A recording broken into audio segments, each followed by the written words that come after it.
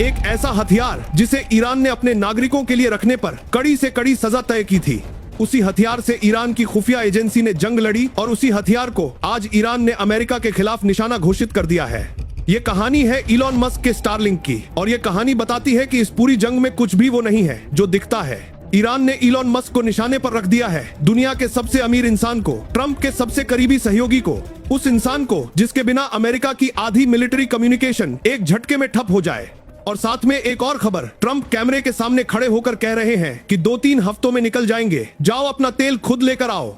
यह जीत का ऐलान नहीं है, यह उस नेता की घबराहट है जो जानता है कि मिशन पूरा नहीं हुआ लेकिन रुकने का रास्ता भी नहीं है।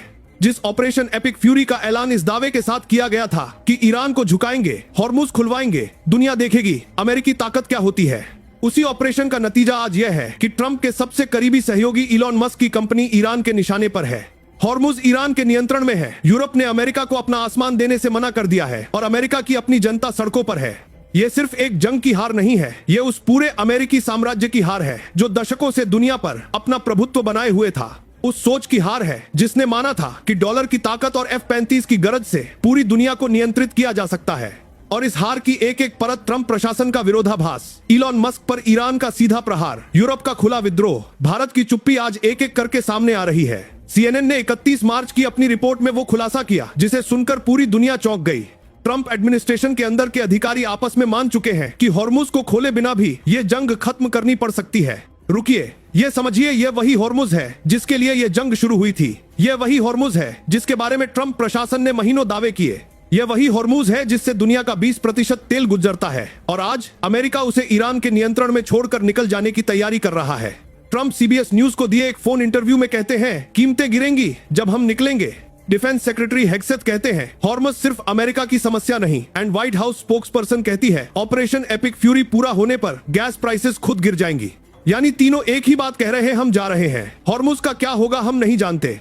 यह महज एक सैन्य असफलता नहीं है, यह वो ऐतिहासिक लम्हा है जब दुनिया के सामने अमेरिका ने अपनी सीमाएं स्वीकार की। जब उस देश ने जो दशकों से समंदरों पर अपना दबदबा बनाए हुए था, समंदर का एक रास्ता ईरान को सौंप दिया। इतिहास इसे एक टर्निंग पॉइंट के रूप में दर्ज करेगा। और यही ट्रंप प्रशासन है जिसने एक साथ 3 ऐसे बयान दिए जो एक दूसरे का खंडन करते हैं। पहला बयान, 2-3 हफ्तों में जंग खत्म, मिशन पूरा हुआ, यानी हम जीत गए। दूसरा बयान, हॉर्मुज हमारी जिम्मेदारी नहीं, दूसरे देश जाएं और खुद खोलें, यानी जो इस पूरी जंग का सबसे बड़ा लक्ष्य था वो छोड़ दिया। तीसरा बयान, ईरान के पास न्यूक्लियर बॉम्ब होता तो तुम ये सवाल पूछने के लिए जिंदा नहीं होते, यानी ईरान का दबाव स्वीकार कर लिया। एक ही सांस में जीत का दावा, एक ही सांस में जिम्मेदारी से हटना, एक ही सांस में ईरान के दबाव को मान लेना। जो नेता सच में जीतता है वो ये नहीं कहता कि 2 हफ्तों में निकल जाऊंगा, वो कहता है कि मिशन पूरा होने तक रहूंगा। लेकिन ट्रंप प्रशासन के इन तीनों बयानों ने साबित कर दिया है कि वॉशिंगटन के इरादे और जमीनी हकीकत के बीच एक बड़ी खाई है और दुनिया, पूरी दुनिया इस विरोधाभास को देख रही है। एक्सियोस ने अपनी रिपोर्ट में वो खबर दी जिसने पूरी दुनिया को झकझोर दिया। इटली ने अमेरिकी मिलिट्री प्लेन्स को अपने सिसिली एयरबेस पर उतरने से मना कर दिया। स्पेन ने अमेरिकी प्लेन्स को अपना एयर स्पेस देने से इनकार किया। फ्रांस ने अमेरिकन एम्यूनिशन प्लेन्स को अपने आसमान से गुजरने की अनुमति नहीं दी। यह नाटो नहीं टूट रहा, यह उस एक तरफा नीति का नतीजा है जो दशकों से सहयोगी देशों पर थोपी जाती रही। इटली की प्रधानमंत्री मेलोनी को याद करें, वो ट्रंप की सबसे करीबी साझेदार थीं, हर मंच पर ट्रंप के साथ खड़ी दिखती थीं। और आज उन्हीं मेलोनी ने अपनी संसद में खड़े होकर कहा, हम इस जंग में अमेरिका का साथ नहीं देंगे, हम अपना एयरबेस नहीं देंगे। फ्रांस ने अमेरिकी एम्यूनिशन प्लेन्स को अपने आसमान से रोका। ट्रंप ने ट्रूथ सोशल पर लिखा, फ्रांस बहुत बेकार साबित हुआ है, अमेरिका याद रखेगा। लेकिन यह धमकी अब उस देश को दी जा रही है जिसने पहले ही अपना फैसला कर लिया है। जर्मनी ने चुप्पी साध ली है, ब्रिटेन ने किनारा कर लिया है, स्पेन ने दरवाजा बंद कर लिया है। ये वो देश हैं जो दशकों से अमेरिका के साथ कंधे से कंधा मिलाकर खड़े थे, जो नेटो के नाम पर अमेरिका की हर नीति के साथ चलते थे। आज वही देश अपनी स्वतंत्र राय रख रहे हैं। अमेरिका के करीबी सहयोगी देश भी समर्थन वापस ले रहे हैं। वो प्रभाव जो डॉलर और F-35 के दम पर बनाया गया था, वो आज कमजोर पड़ रहा है। और ट्रूथ सोशल पर लिखी धमकियां उन देशों तक नहीं पहुंचती जो पहले ही अपना फैसला ले चुके हैं। अब उस खबर पर आते हैं जो इस पूरी जंग का सबसे महत्वपूर्ण मोड़ है। ईरान ने इलॉन मस्क के स्टारलिंक सैटेलाइट सिस्टम को वैध सैन्य निशाना घोषित कर दिया है।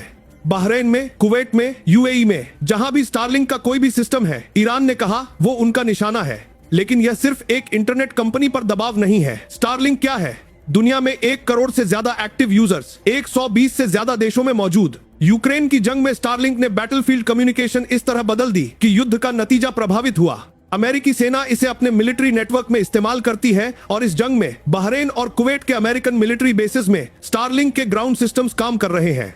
यानी स्टारलिंक अब सिर्फ इंटरनेट नहीं, यह अमेरिकी सेना की संचार प्रणाली का एक अहम हिस्सा है और ईरान ने उसी संचार प्रणाली को निशाना बनाया है। यह इलॉन मस्क के लिए सिर्फ व्यावसायिक नुकसान नहीं है, यह उस इंसान के लिए सीधा खतरा है जिसे ट्रंप अपना सबसे बड़ा सहयोगी मानते हैं, जिनकी कंपनी पर अमेरिका की मिलिट्री इस जंग में निर्भर है। जिनके सैटेलाइट्स बंद हो तो अमेरिकी सेना की संचार व्यवस्था प्रभावित हो जाए। इलॉन मस्क के स्टारलिंक ने खुद ऐलान किया था कि ईरान में स्टारलिंक के सिग्नल्स चालू हैं। ईरान ने एक साथ 2 मोर्चों पर दांव खेला, अमेरिकी मिलिट्री कम्युनिकेशन को निशाना बनाया और ट्रंप के सबसे करीबी सहयोगी को सीधे इस जंग की लपेट में खींच लिया। ट्रंप प्रशासन के सबसे करीबी सहयोगी की कंपनी अब इस जंग का हिस्सा है। वो अरबपति जिसे अमेरिकी तकनीकी ताकत का प्रतीक माना जाता था, आज ईरान के सीधे निशाने पर है। ईरान ने यह साबित कर दिया है कि इस जंग में न कोई टेक्नोलॉजी अजेय है, न कोई सिस्टम सुरक्षित। लेकिन इस पूरी कहानी का सबसे चौंकाने वाला हिस्सा अभी बाकी है। ईरान ने स्टारलिंक को 2025 में प्रतिबंधित किया था, इसे देशद्रोह का साधन घोषित किया था। स्टारलिंक डिवाइस रखने पर जासूसी का मुकदमा, ईरान के सुरक्षा बल घर घर जाकर स्टारलिंक डिवाइसेस जब्त कर रहे थे। नागरिकों को चेतावनी दी जा रही थी कि यह अमेरिकी निगरानी का औजार है। और फिर 28 फरवरी को जंग शुरू हुई। ईरान का इंटरनेट 99% बंद हो गया, पूरा देश अंधेरे में। तो ईरान के सरकार से जुड़े हैकर्स ने क्या किया? उन्होंने उसी प्रतिबंधित स्टारलिंक का इस्तेमाल किया। जिस स्टारलिंक को ईरान ने दुश्मन का हथियार बताकर बैन किया था, उसी स्टारलिंक पर ईरान की मिनिस्ट्री ऑफ इंटेलिजेंस से जुड़े हैकर्स काम करते रहे। उन्होंने उसी स्टारलिंक के जरिए इजराइल और रीजनल टारगेट्स पर साइबर अटैक्स जारी रखे, विरोधी के साधन से विरोधी पर प्रहार। जिस टेक्नोलॉजी को रखने पर ईरान की सरकार अपने नागरिकों को कड़ी सजा की चेतावनी देती थी, उसी टेक्नोलॉजी पर ईरान की खुफिया एजेंसी की जंग चल रही थी। यह इस पूरी जंग की सबसे बड़ी विडंबना है। यह बताता है कि यह जंग सिर्फ जमीन पर नहीं, समंदर में नहीं, आसमान में नहीं, बल्कि हर उस बाइट में लड़ी जा रही है जो इंटरनेट पर चलती है, हर सैटेलाइट में, हर सिग्नल में, हर कनेक्शन में। और इलॉन मस्क का स्टारलिंक इस पूरी जंग का सबसे बड़ा अदृश्य मोर्चा बन चुका है, जिस पर दोनों तरफ से दांव खेले जा रहे हैं, जिसे ईरान निशाना बना रहा है और जिसे ईरान खुद इस्तेमाल कर रहा है। ये वो सच्चाई है जो कोई नहीं बताता इस जंग में। न ईरान वो है जो वॉशिंगटन बताता है, न स्टारलिंक वो है जो इलॉन मस्क बताते हैं, न ये जंग वो है जो अनाउंस की गई थी। जंग का असर सिर्फ मोर्चे पर नहीं होता, वो घर के अंदर भी दिखता है। अमेरिका में पेट्रोल की कीमत $4 प्रति गैलन पार कर गई है 3 साल में पहली बार। अमेरिका की आम जनता, वो माँ जो अपने बच्चों को स्कूल छोड़ने जाती है, वो मजदूर जो रोज काम पर जाता है, वो किसान जो अपनी फसल मार्केट ले जाता है, सब पंप पर खड़े होकर एक ही सवाल पूछ रहे हैं, किसी और की जंग के लिए हम इतना क्यों भुगत रहे हैं? ट्रंप का जवाब, जंग खत्म होगी तो कीमतें गिरेंगी। आज अमेरिका के 3200 से ज्यादा शहरों में सड़कें जाम हो गई हैं। नो किंग्स प्रोटेस्ट, ट्रंप की ईरान पॉलिसी के खिलाफ, उस राष्ट्रपति के खिलाफ जिसे उन्होंने खुद चुना था। और इजराइल के अंदर एक इजरायली सैनिक के पिता ने कैमरे के सामने कहा, मैं नहीं चाहता था कि मेरा बेटा हीरो बने, मैं चाहता था कि वो घर वापस आए, बस घर वापस आए। यह सिर्फ एक पिता का दर्द नहीं है, यह उस नीति का परिणाम है जो जल्दी जीतने के दावे के साथ शुरू हुई थी। दोनों देशों की जनता आज एक ही सवाल पूछ रही है, यह जंग किसके लिए लड़ी जा रही है? और इस सवाल का जवाब न वॉशिंगटन के पास है, न तेल अवीव के पास।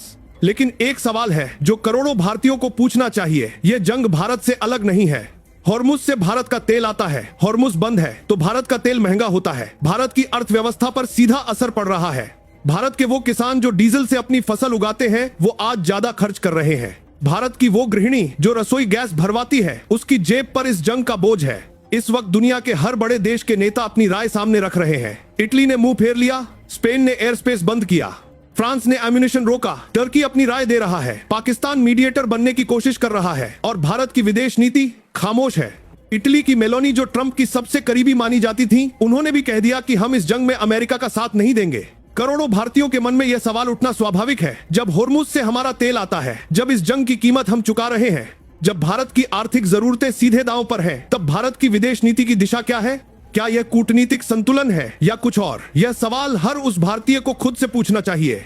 फैसला सुनिए, ट्रंप प्रशासन ने हॉर्मुज छोड़ा, यूरोप ने समर्थन वापस लिया, इलॉन मस्क का सिस्टम निशाने पर है। ईरान के अपने हैकर्स उसी स्टारलिंक पर काम करते रहे जिसे ईरान ने प्रतिबंधित किया था।